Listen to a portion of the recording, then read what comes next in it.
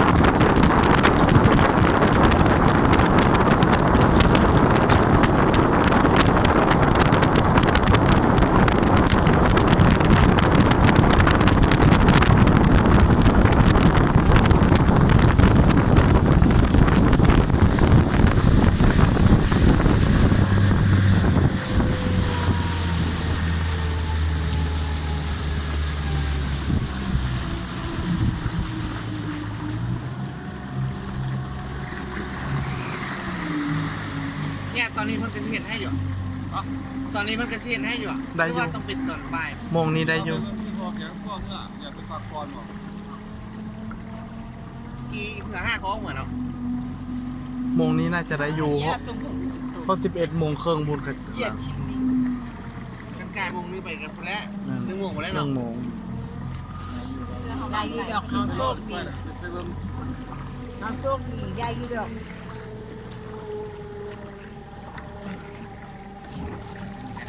ดอนเนี่ยก็นี่ดอน อันนี้ดอนเนี่ยบอกอันนี้ดอนเนี่ยบอก รถสะโพกรถซ้ำโพก ดอนซ้ำโพ